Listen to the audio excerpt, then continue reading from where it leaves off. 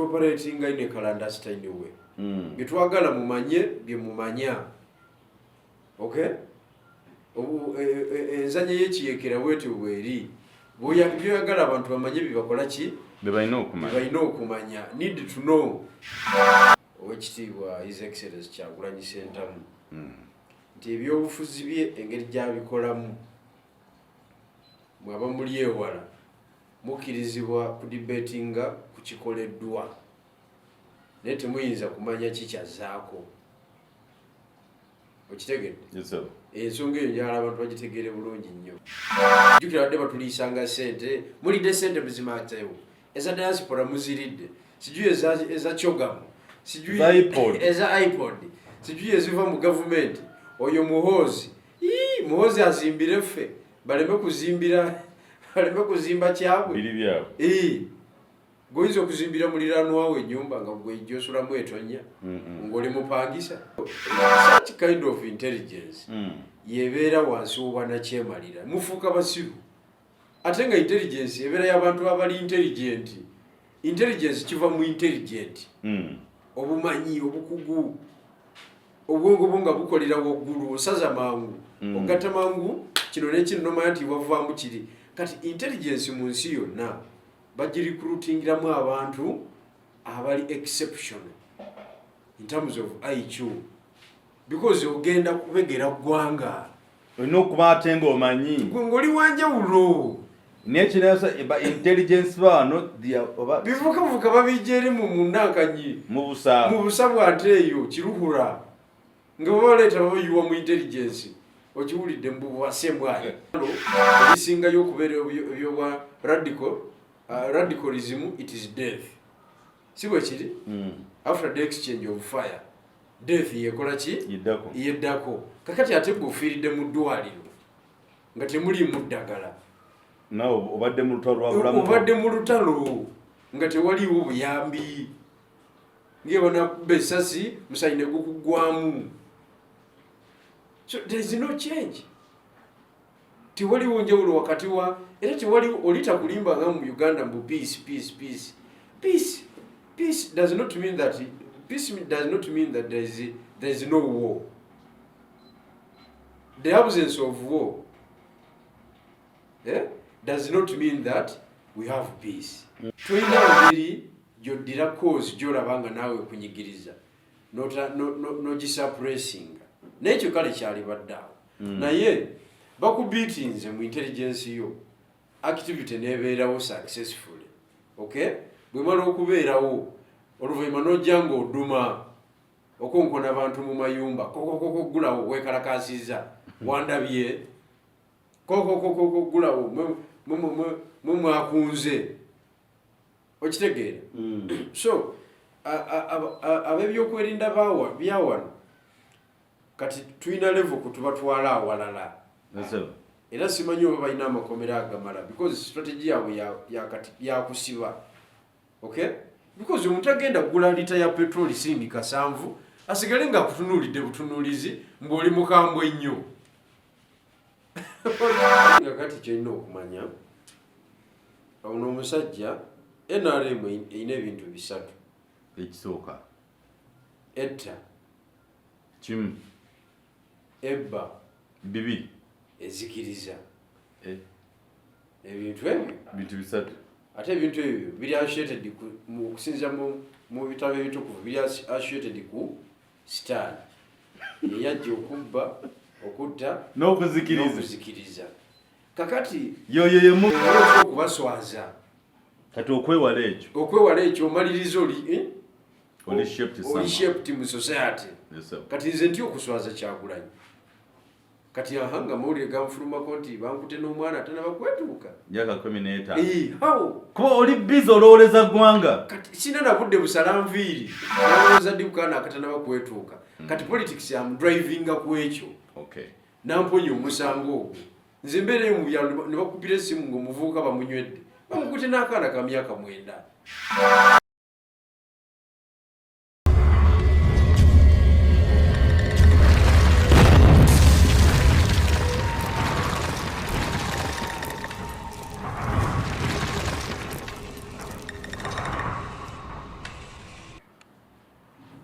Alright, a very good morning, good afternoon. Mwinaba na flash na Uganda okusinzira gye muli olunaku olwaleero.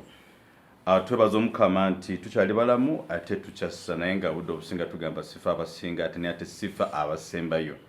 Ne kula kisa kya Katonda kwetuli. Ffe baani abalamu Katonda yamanyi. Mikoja funa tutambula nabo agikabogoza alombeddwa asangibwa bwikwetu okutumiddeko nnyo. Omusajja oyo bingi byakola mu nsimu no mu ggwanga mukuleko ku simu ze zitakawo wansi akuwa updates bintu ebikuyitamu ebikukwatako Omukama baba akusobozesezza okukomanga tukyali balamu abebusogga mu kodeeyo obanjogedde bulungi nange osimanyi abanyoro balamusiza nnyo malaire mutamusibire mutamuli muta wetuli awamu ne Gen.Bigirwa olunaku olwaleero nga abasajja bana abakoze nnyo ekyamaanyi okulaba nti ekitebe kyaffe kuluno final etino kino okubaawo neneebuuza oba ekya NRM yakifuna ng'eyiseeyo myaka emeka simanyi, FDC yakifuna ddi simanyi, DP nayo simanyi. So Gen.Bigirwa tuyitiremuko atubuulire process ng'ekifuna kimena gye kyafunikiddwamu n'omukaddamu bagamba nti Kibalama yabagome yeekamuoca neneebuuza Kibalama kiki awo katubuuze Gen.Bigirwa embeera eri mu ggwanga agiraba atya ensangi zino. Okusookera ddala Dr. Kyazaako kulamuseeko. Yesebo. Nti sebo weebale emirimu gy'okolera eggwanga. Tuweereza. Weebale naawe okugattako ettaffaali ku mbeera y'enkyukakyuka gye tuyaayaanira mu ggwanga. Kubanga gwe oku-broadcastinga just information mu bantu tulowooza nti bamulamwa nga nange mwendi kimala tetukubanja kisingaawo weebale kukola ky'osobola n'okukozesa by'olinawo. Abantu baffe mwenna abagoberezi baffe okuva ddala mu Amerika kudda Europe Bungereza okusingira ddala mwenna mbalamusizaako weebale nnyo mwebale ddala kyemukola ky'amaanyi okutuzzaamu amaanyi tuweereza obuyambi obw'enjawulo okumanya ebitufaako era njagala okutegeeza nti senga waffe senga Zalwango omumanyi yampeereza eddagala ly'amaaso sebo weewaawo era senga waffe Zalwango weebale nnyo olire ddala ate tukwebaza neebalizeeko nnyo yampeereza eddagala ery'amaaso ne sunglasses ziri ez'omu Amerika ez'akabi ez'akabi tebalowooza nti ogaddewo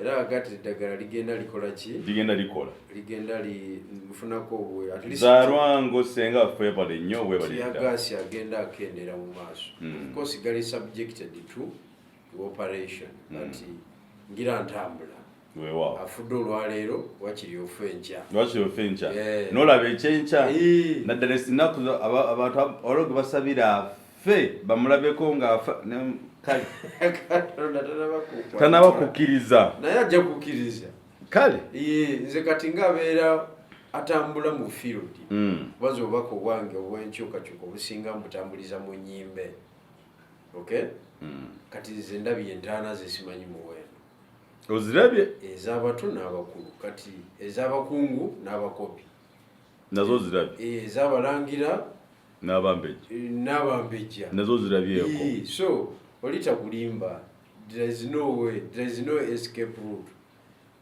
final destination yeeyo mwana ndani abasajja tobatiisa bwana ndani naye ebyo biri awo bwe bityo ndi mu mudu ya mikolo sebo emikolo no tujja tegeezaawo eggwanga dokita era ku lwokutaano lwa wiiki ejja nga 22 tugenda kulonkinga emikolo egyo oli mugole in process by process tugenda kulonkinga e Kampala twasooka n'ejjinja last Saturday yesterday ku Thursday twabadde Kamuli badde walungi nnyo abantu b'e Kamuli mwebale kundagalaavu abantu bazze mu bungi okuwagira jjeno waabwe atukuze obufumbo omanyi ndabira dda bonye nnyo n'ebintu by'obufumbo ebyo enteekateeka 2026 ensi ensuubize tugenda jingira kugamba nga buli kimu kiteeke nga kiri kiriya omukulembeze ye akikolako dda omukulembeze yeetereza munna era yatwinspiringa mu nsonga eyo yeetereza dda agenda okuyingira ekisaawe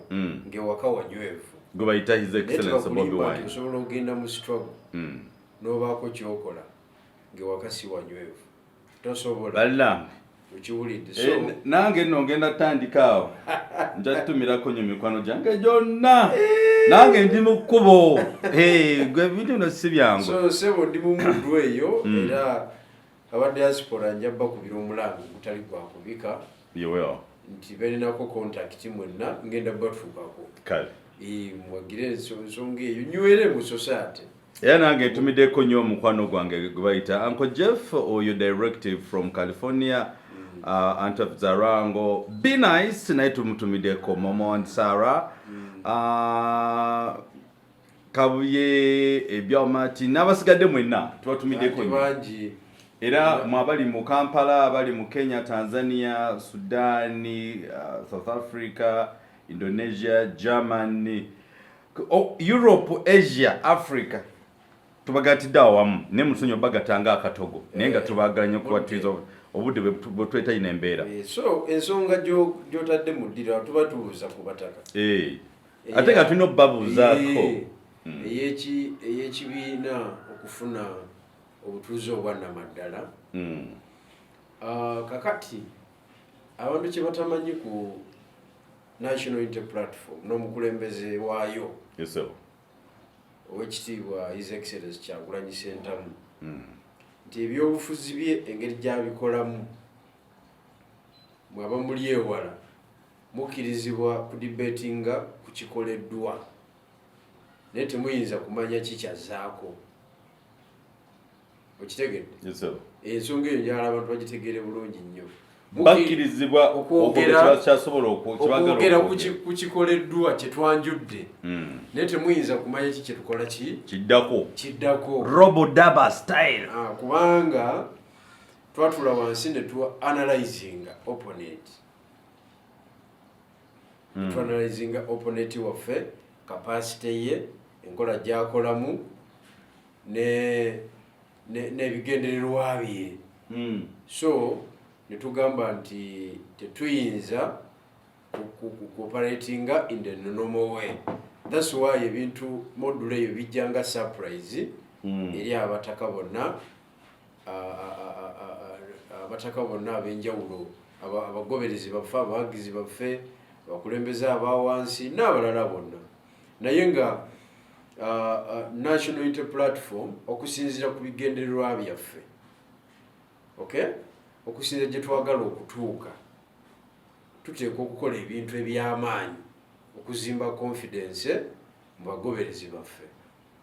Ettaka eryo lye twafunye ffe nga National Executive Committee twayisa resolution ekibiina kigula ettaka, ekibiina kizimbe headquarters ezitali Kamwokya kubanga Kamwokya it's a private property ya His Excellency Kyagulanyi Ssentamu ng'omuntu, so si property yaki ya NUP era yali yatwazisemu bwazisi engeri ekintu kyali kitandika ate nga ye driver waffe n'atwazikamuko ebbanga lyatwazisemu nakati bwe tukyali e Kamwokya.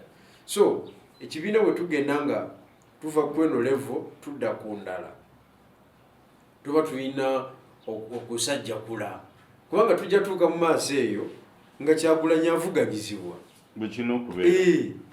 ng'avuganyizibwa ku bwa pulezidenti bwaki bw'ekibiina n'obweggwanga okutwaliza awamu. Kakati kijja kubanga kiwa ekibiina kirina kubanga kiri ku neutral ground, okitegeera nga kiri ku neutral ground era nga oli tasobola claiminga nti muli mu bizimbe byange. So tuteekateeka future, tuteekerateekera abalijja, tuteekerateekera longevity okubeerawo kw'ekibiina kyaffe ekiseera ekinene. Tuzimba ANC, tuzimba ANC, tuzimba CCM, okitegedde, tuzimba Labour Party, ebiina ebibaddewo emyaka 10 myaka emeka. Kati gwe enteekateeka ezo z'olaba tulabanga z'amaanyi nnyo weetuli wano era netukyadda mabega era oyo yenna alowooza nti NUP ogenda gye overtakinga ojje oyogere byoyogera ojje sijui tudde mu namba 3 sijui twajja ne tubotola tuyingira namba emu ne bagitubbako obubbi ne tudda mu namba 2 okay kati ebintu byetulina okukola ebiina kuba byakulabirako eri ensi yonna public ino tutrusting okay kati okusinza ku mbeera eriwo wali tiwaliwo akkiriza tulina capacity eyo jukira wadde batuliisanga sente mulidde sente muzimatewo eza diaspora muziridde sijui eza chogamu sijui eza iPod sijui eziva mu government oyo muhozi azimbire ffe baleme kuzimba kyabwe goyinza okuzimbira muliraanwa wawe ennyumba nga gwe gyosulamu etonya ng'oli mupangisa omala kutereeza bibyo kakati waliwo ba propagandist ba FDC olumwe bamuyita Inure Chemba omwogedde mwogedde mumanyi kubanga we busoga okiwulidde alina ka propaganda kagenda atambuza nti ekyo kitono nnyo ku muhoozi Kanyayirugaba okuzimbira NUP. Can you imagine batandiseko eyo level bagamba muhoozi yagulidde NUP ekifo kati oyo propaganda bwatu kasita omuntu atuuka mu oyo propaganda nga walidde enkoko yo n'ettooke yasuza alya bijanjaalo nakawunga ke nagamba kakoko yakalidde lumu ako bakamuwadde nabubi wali eyo saalwa ng'omanya nti oyo yagenze okiwulidde ng'omanya nti oyo yagenze so gatenda kyatugamba ffe tugenda kukola ebintu byonna institutions ez'amaanyi nga National Unity Platform zikola ebintu nga by'amaanyi institutions ez'amaanyi nga National Unity Platform zibeera kyakulabirako eri eggwanga because Kyagulanyi ne bamukwasa eggwanga kati at least trust weeri nti he can deliver because akozeseza the minimal resources amidst challenges ez'amaanyi ez'abantu baffe okubatta okulabirira abali mu makomera okulabirira bakabasibe n'ab'enganda zaabwe okusomesa abaana bamuleko bayitirivu nnyo okukola ebintu ebyenjawulo administrative costs ziri high okusasula office country wide n'era office zaawo sente ezigula property efaanagana bwetyo NRM tekisobola NRM yakazimba ndowooza ate wa NRM yasonda obuwumbi 10 mu 2015 nebulya buli bayita abagagga mu kibuga Kampala basudiru bandi babagala ekirumira bandi bonna okiwulidde bafune ekitebe ne basonderako NRM obuwumbi 10 nakamu ne babulya buli abakulu Museveni ne bannaawo abakumuli ku lusegere ne bazirya buli tiwali wadde blokanage yes but NUP mu nfuna yaffe entonotono okay tusobodde okuteekawo infrastructure efaanagana bwetu kati nibo tukwasa eggwanga mu mwaka gumu we can change things. That is the implication.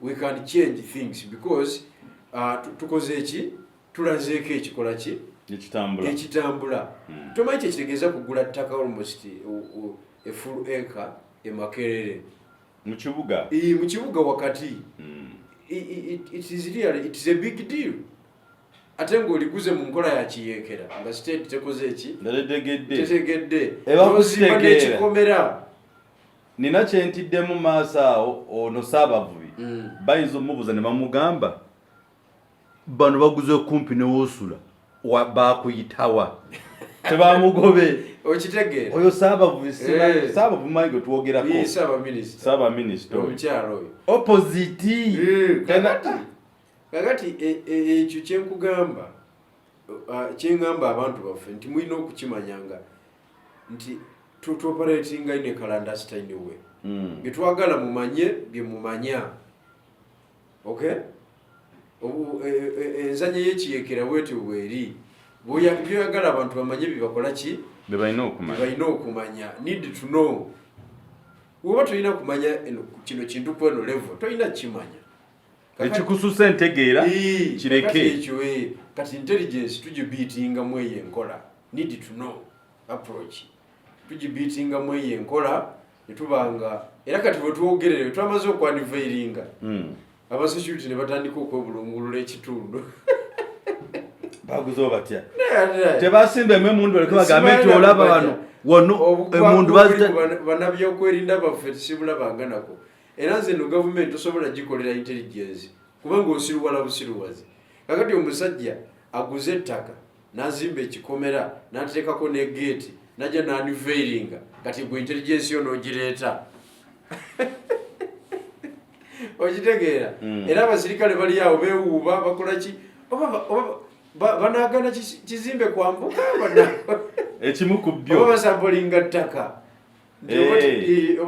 gamba awolabaawo webatadde 99 waliwo minerals tetujja kukikkiriza mpozi nga byebyo minerals bezinagaana awo mu fensi eyo basookayo emundu nezibomu ne balyoka bazimbayo nense balaba so such kind of intelligence yebeera wansi wobwanakyemalira mufuuka basiru ate nga intelligence ebeera y'abantu abali intelligence kiva mu intelligent obumanyi obukugu obwongo bwo nga bukolera waggulu osaza mangu ogatta mangu kino nekino nomanya nti wavaamu kiri kati intelligence mu nsi yonna bagirikrutingiramu abantu abali exceptional in terms of IQ because ogenda kubegera ggwanga olina okuba ate ng'omanyi ng'oli wanjawulo nekinasa intelligence bano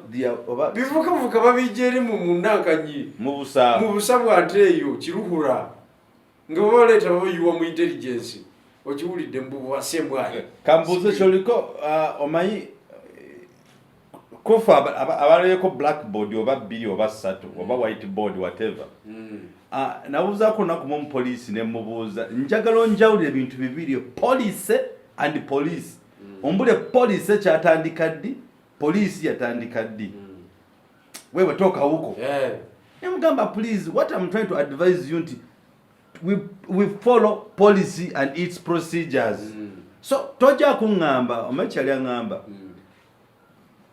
okola ki wano nemugamba what does the policy say me as a journalist so the police should drive the police office. Yes, you have to follow the procedures. The procedures are policies. Nemugamba kakati toka huku nemugamba no I'm here by policy not police. So bebo chokuzagamba nti there are people we have in intelligence nga it is vice versa era from government yaffe tebayinza kukolaawo ate obeera otya mu intelligence nga toli intelligent. Allahu akbar.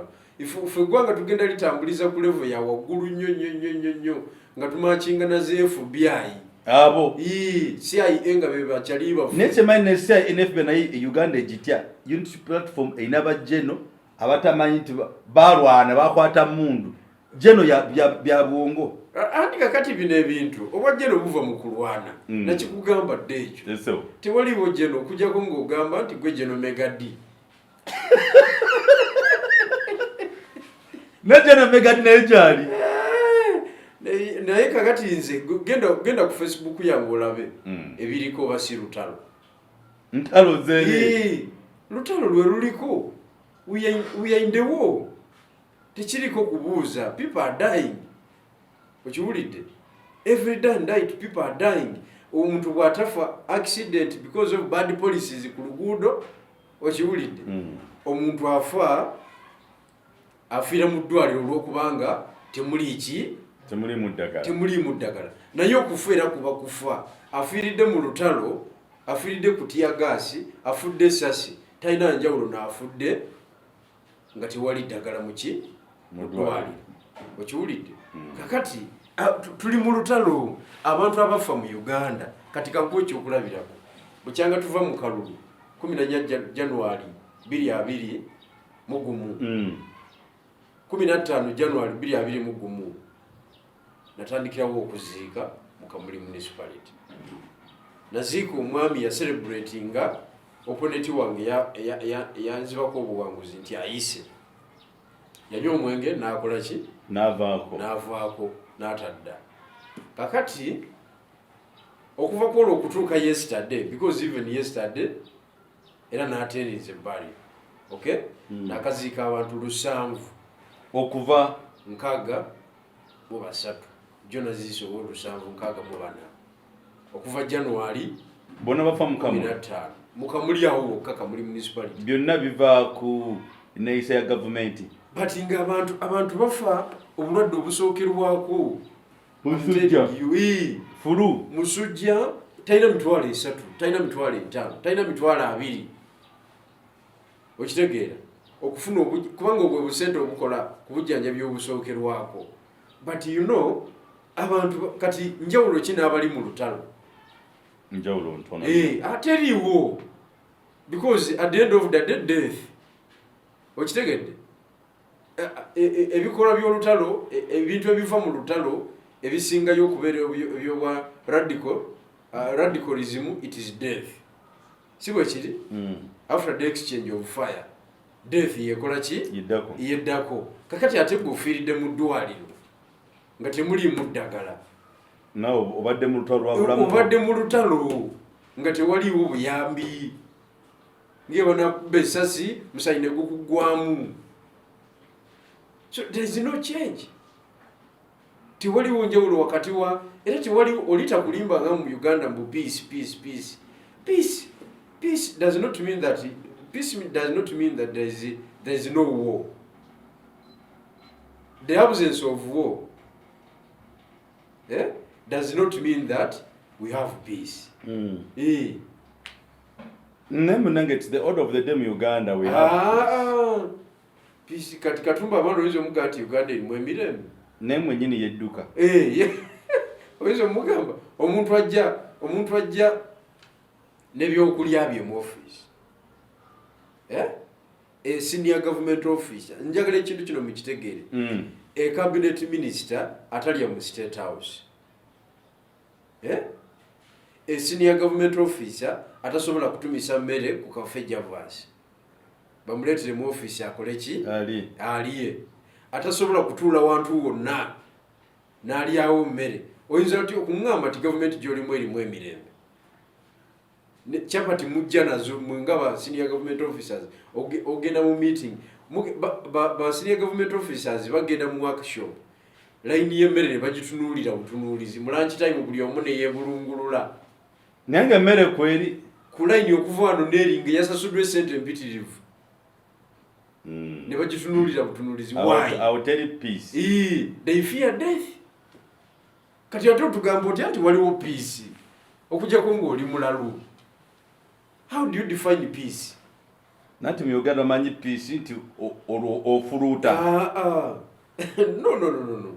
Otugamba otya nti tulina emirembe nga president mu nsi gy'agamba nti ejjudde emirembe atambuza emmoloka 4 abamutwala nga karogoye. Yes, nga abantu basiba kubanga Mwami Museveni waba ayitawo tokkirizibwa na kukwata ssimu.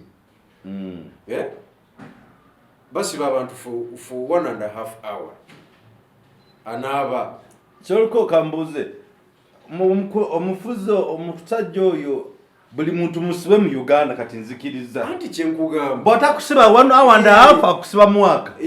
Anti kyenkugamba bakugambye nti ajja ava nakasera agenda Ntebe agenda kuyita ku Northern bypass, okay?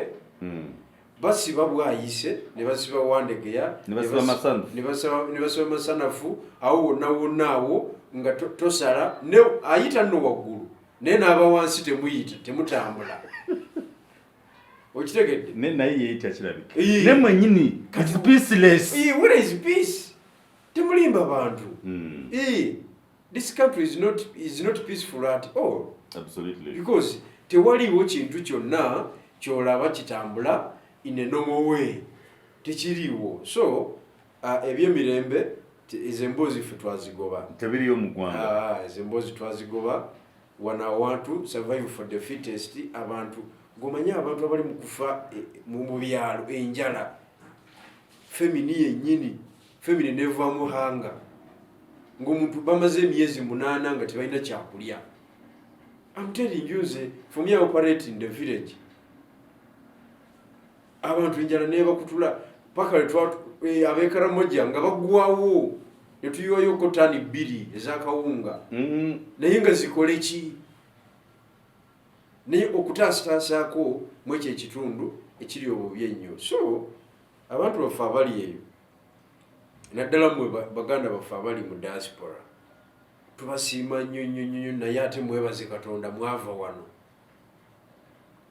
wano mwawona ekibambulira ate bambi gye bali nakyo kibambulira naye yadiyadiko omanyi kati mu nsi eza Bulaaya European countries ne America nga kwekitwalidde bw'oba oli mwavu obwavu obufiiringa oli mu nnyumba kati nga bwe tuli mu studio okay obufumbi obwavu bukulumira awo ne kasita ofuluma bwe pa n'otuukako wabweru w'ennyumba yo otandika okushiyaringa ku bugagga bw'eggwanga oluguudo otambulira ku first class n'ogamba waakiri okuba kulinnya gaali ya mukka ogirinya n'abakungu babinywera nga nabo bagikoze eki awo temutya katwa nga nabo bagirinnye okibulidde kwega services bw'olwala services oli amalayo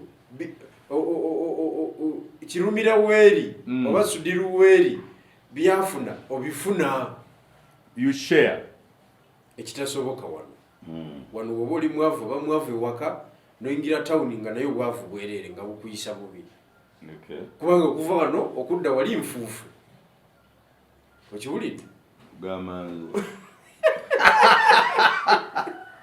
nfuufu naye just Nairobi wano Kenya wano tokyalina wosanga kikubo kya ttaka mu Greater Nairobi no way oba olimba tosobola ate kati otya bakukkiriza batya nti muvuga ttaka wano okugenda wali tekisoboka. So bw'ova mu nnyumba ng'engatto yenyirira era okomawo ng'enyirira okukaddiwa okwo okulwawo so naye fe abantu baffe wano olw'okubanga abantu tebatambula balowooza nti Uganda byakabinyo wano tewaliwo kiriwo tebakulimba tewaliwo kiriwo nedda wali in terms of peace tewali not in terms of peace alone gwe mbulira ekiriwo eddagala lyennyini lino eryokumira lino ng'olwadde ly'Abachina gwekimanyi nti abantu baffe bafuula okubanga eddagala ly'Abachina eriri ku katale ekyo nakyo kisoboka oli okikozeeko risaaki eddagala ly'Abachina teriwonya musujja teriwonya kintu kyonna eddagala eriri ku maketi wano eriva mu Europe Germany ne UK ne US oba oliawo some part ddala India ezensi ennya eri eddagala omuntu wa wansi talisobola ddikola ki tekisoboka because liri highly paid so kati mweyo embeera toyinza kwogera nti mu kyemirembe kyokka kyekitaliwo tewaliwo kiriwo. I'm telling you nze mbeera mu byalo n'olaba bafulumya emirambo mu ddwaliro bweyo bu health center okumalira abantu obudde obwobwereere okitegeera naye ebyalo binaba MP tewaliwo kyalo kitakiikirirwa wano mu Uganda as of now. Lwaki teboogera nsonga ezimu kati boogere ki kati omubaka wa palamenti akole ki naddala bano ab'NRM talina kyayinza kukola kubanga abantu abamuweereza mu palamenti talowooza nti be bamuweereza ye aba alowooza nti Mwai Museveni yakola ki yamuteekayo yamuwa platform n'amaanyi amuteekeyo so alina kukola Mwai Museveni byayagala so si bantu abamuweereza bye baagala ekyo mba njagala mukitegeere bulungi. Therefore woba okaaba amaziga toyinza kaabira palamenti just kyoba omanye kati Speaker ne deputy we beyiyeemu Mercedes Benz ya 1.5 billion 3 billion 2 Mercedes Benz naye ng'okimanyi nti emmotoka ezo za $7,000 ejja dola ezafeera ne bazinflatinga to that level. Benz ze baagula ezo zimalawo $14,000 zombi naye bazigula emitwalo nga 87. over 2 billions. At over 2 billion, that is 3 billion. Hey, we know kuyiga okubala dola muganda wange. That is 3 billion. Katulinde Uganda. Yeah. Ezo sente zisigadde awo ne bazikuwaawo procurement, deal bichi, boss gundi, what. Okitegedde. So kati ensi eri kweyo level muganda wange. Nga priority giraba mu luxury z'abakungu ba government. So si welfare ya bannansi. Tetwayinza gamba nti waliwo ekiriwo. Kati ki tugambe eki nti masomero? Tugambe nti masomero ng'abasomesa bali mu strike. Olichali yagambye. I congratulate my wife okutumbura ebyenjigiriza mu Uganda. Allahu Akbar. Congratulations namugambo wa. Andi ki yabadde ayogerako. Omanya abasajja balina master plan. Abantu bakyerabira. Abasajja balina master plan. Bajuba mu 93. Okay? The 50th dynasty. Master plan yeyo yali yakoba yali egamba nti tusomese abaana baffe. Yeah? Babere bayivu. Tuyingira amaje. Ebyokwerinda tubenga ffe tubifuga. Okay? Tuzimba amasomero agafu. Okay? Tufuge economy. Ebyenfuna tubifuge. Controlling national resources. Kakati ebyo ebintu byonna babyachivinga. Byabadde congratulating mukyala we. Because balina amasomero ag'amaanyi agali ku international level. Balina amalwaliro agaabwe. Okiwulidde? Be bali mu maje, be bali mu police, be bali mu prison, be bali mu intelligence, be bafuga national economy. Kati bwata congratulating mukyala we abamulyaza amaanyi. They have achieved their goals because nabo tebannaba kanko kyokulabirako. Alindako kati ni muganda wange. Nga tunaba kumpa kyakulabirako. Ffe Busoga batusanga mu 1986 abantu bavanga entungamo. Abantu bavanga ekisolo. Abazadde bajjanga abaana ekitugumu. Ne babaleeta mu iri primary, mu iri secondary. Wanyange girls ne babaleeta Magwa primary. Okay? GNCS Busoga high. Namasagali college. Nga baveeyo. By 1986, by 2022, abazadde abayinamu ku busobozi obutinitini e Busoga balwanagana n'abaana okubaleeta mu masomero ag'omu bitundu ebirala. E Busoga tukyalina ssomero lyotwalamu mwana n'ayimirira.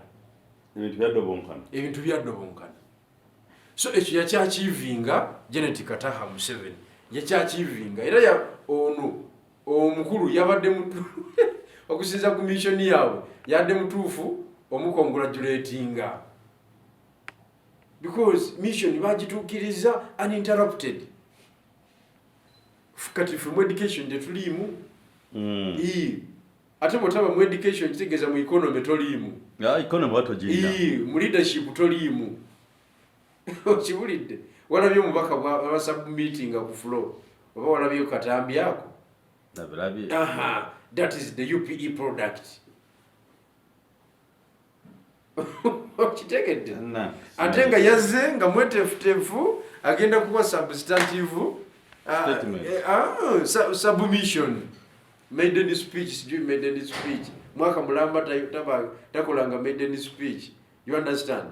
Kakati, that is the quality of UPE, that is the quality of education.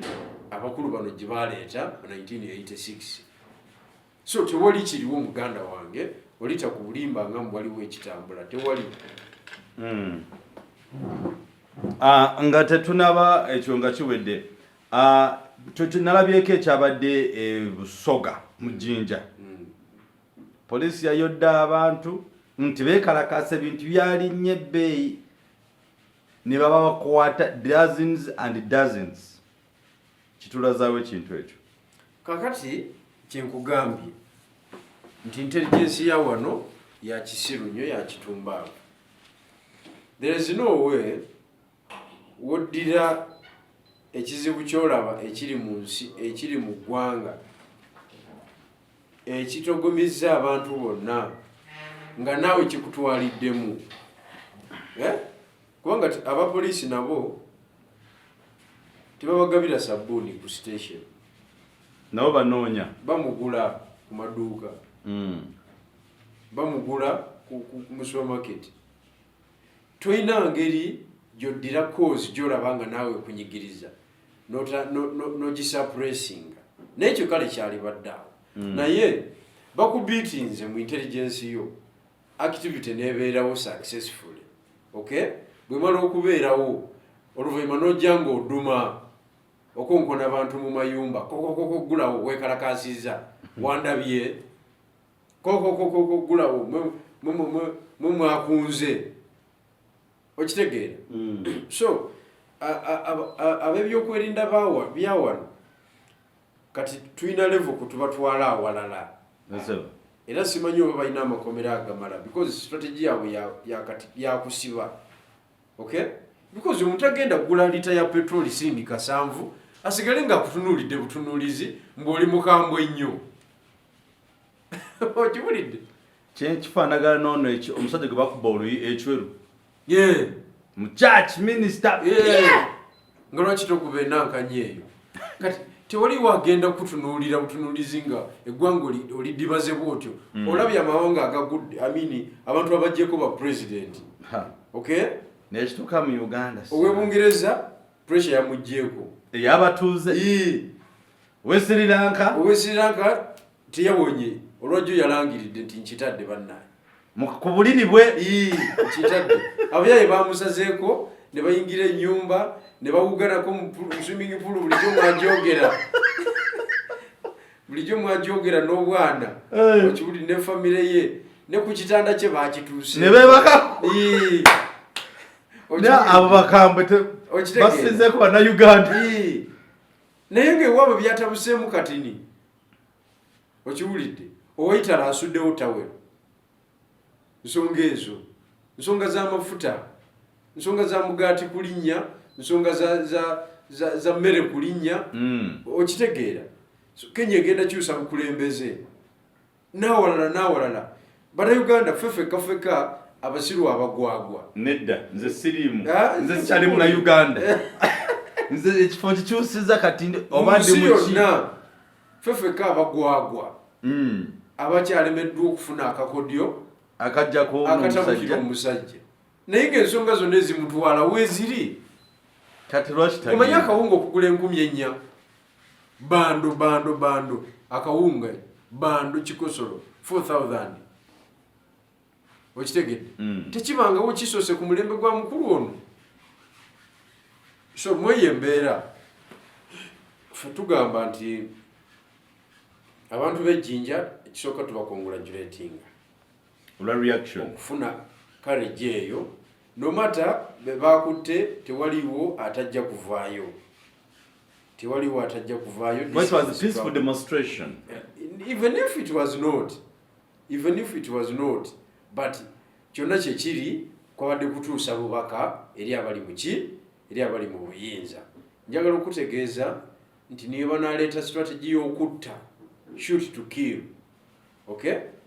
Tebagenda kustopinga bikolwa module eyo kubanga omuntu akole ki ng'omuntu amufuddeko mu nnyumba okimanyi nti ebusoga abantu bafiira mu nnyumba nga tewaliwo piki ekima mulwadde kumutwala mu ddwaliro n'akutuka ng'esente zimutwala nnyingi kubanga wa boda agenda kuvuga kilomita 15 okutuuka awali ki eddwaliro agenda n'amalwaliro nga makyafu n'amakubo nga mafu ekkubo fu sente nyingi ezikutwala mu ddwaliro gy'ogenda teri ddagala okitegedde kakati ebyo byonna bistandinga ku higher chances ez'omuntu oyo okufa abalwadde kakati kiba kitegeeza ki nti ne bw'otayogera era ojja kufa ye question ekirimu bw'oyogera ofa ne bw'otayogera era ojja kufa so ufa ng'ogezaako ogende mu byafaayo waakiri gwe wabingiramu dda ssebo kati fa ng'ogezaako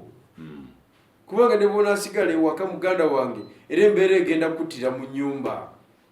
So fanga ogezaako tomanya ekyo kyogezezaako ekitono kisobola kuinspiringa abantu bangi ne kivaamu embeera ereeta enkyukakyuka mu ggwanga. Okay. Kale ekyo kyo tukitegedde n'olwensonga eyo ekirala akatale k'owino nako kagenzi kabadde ki ate omusajja teyagabye liizi. Andi kakati kyolina okumanya ono omusajja NRM erina ebintu bisatu. Ekisooka etta, kimu, ebba, bibiri, ezikiriza. Ebintu ebyo bintu bisatu. Ate ebintu ebyo biri associated mu kusinziira mu bitabo ebitukuvu biri associated ku sitaani eyajja okubba, okutta n'okuzikiriza. Kakati yoyo ye mubbi. Ebimu ku bifo ebadde bikyakuŋŋaanirwamu abantu ba bulijjo gye twandiise informal sector mu Kampala wano nga ze zimu ku base ke katale k'owino ako. Senti bali ku ddembe nga ke katale akabadde kasigaddewo akasobola omuntu wa wansi gy'addukira n'ofuna esaati ey'$50,000 naye ng'eyingira ekibuga n'ekola emirimu nekola yakakadde. So kati mweyo embeera balina okugibreakinga because bo bajja kutta, kunyaga na kuzikiriza. Nina omukyalo Omunyarwanda gwenda baafumula ebigambo ebingi mu katale eyo. Omumanyi omukyalo oyo? Mpulira n'asaba simanyi nebisaba simanya. Okitegeera oyo omukyala mu Japan. Asaba mu Japan yawedde emirimu naye amaanyi galina mu wino n'ogamba naye bannaye nga tugyogeddwa. Bafulumiza meya. Okitegeera meya we Kampala bamugambe tena China kwogera. Okitegeera Lord Mayor tena China kwogera ku wino akatale katwala kalina okukolera policies ezikatambuza.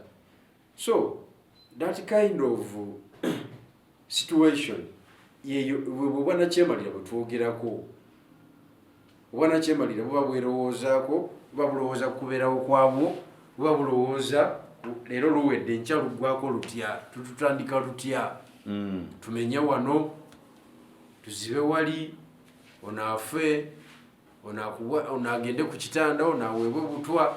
Ye bizinensi enkulu ebeera mu dictatorship naye nga sikolera abantu. Okay. Nga tumaliriza olunaku olwaleero Geno magezi ki ge wali wadde omuvubuka w'ennaku zino naddala omuli eneeyisa kuba mu Uganda kimanyikiddwa bweweekalakaasa bakugulako emisango gy'otamanyi. Obadde ne petro obadde n'emigo ogenze kutta gundi obadde ne gundi magezi ge wali tuwadde okwekalakasa kuba ndabira ddala abantu omayi waliwo tukyogerako linagamba nti we are inciting violence. We are not inciting violence. But the best option would be the government should act on some issues to avoid this. Ne Uganda ekola after the disaster instead of to prepare for the disaster. Twalikoze magezi okwewala ebintu bino. Omuvubuka wa leero nze kyenkusaba tomala biseera kola ekintu kimu yingira byabufuzi. Tomala biseera yingira byabufuzi tebakulimba tewaliwo ddiiru ndala esinga eyo maanyi mu nsi yonna. Kati ate ogenda kukola ki? Ogenda samba mupiira nti oli wakabi nnyo ogenze maani yu waapi ogenda kuyitawo. Ensi yaffe eri mismanaged sports wise niwo ne talent efaanagana etya tegenda kupanuwa erefa tegenda kupanuwa ojja kumala ngo oba ogukubye nnyo oli mu Vipers funa $49 bayingira byabufuzi. Yingira byabufuzi omuvubuka ali eyo. Ebyobufuzi biyamba ki? Ekisooka bikushepinga. Okitegeera bikushepinga abaddemu obuzezeze buno kukwana bwala butanaba kwetuuka n'obuvaamu lwaki bikushapinga nti ogetinga close oashapinga n'abantu abamataringa. Okay, kati oba otya okubaswaza kati okwewala ekyo omaliriza oli shaped mu society.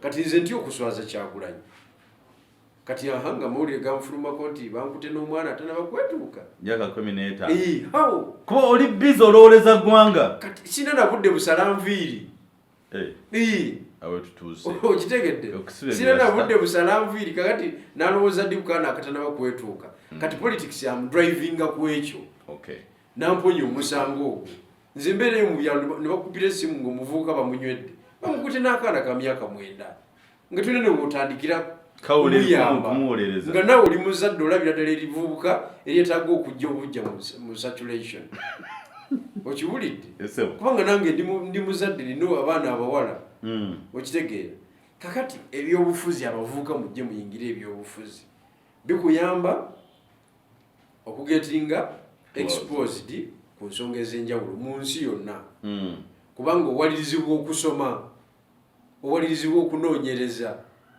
kubanga bagenda kutega kamera obeeko kyoyogera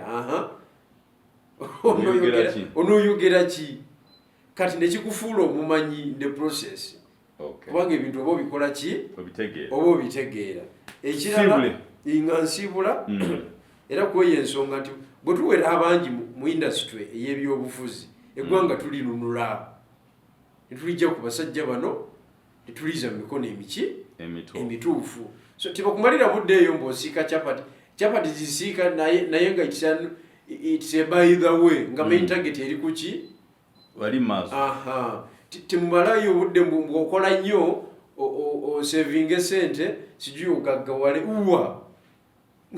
omutima zaboni gwa mutwalo ate gofuna kakaaga olunaku kati ate ogenda gaggawala otya nga zofuna olunaku nga sabuni asinga ebaafu okubeera owebbeeyi okitegedde ekyo baafu mwogenda okunaabira nga yalayisi okusinga sabuni gwogenda okukozesa okunaaba so we cannot develop in such a situation so nga tumaliriza njagala okubebaza ababaddeko mwenna mwebala emirimu gye mukola sigadde nze Gen.Bigirwa Moses Secretary for Mobilization of One National Unity Platform Eastern Uganda, Member of Parliament waka muri Municipality National Unity Platform Chakabi era omu kubali kufa front yokuleta enkyukakyuka mu ggwanga era ge bakugamba gwa kisosa mu Busoga yonna si Busoga nze yakubba emundu esooka obera tukimanyi nti nze yakubba emundu esasi erisooka nole kwa kulega nali kubaddi kankubulireyo katono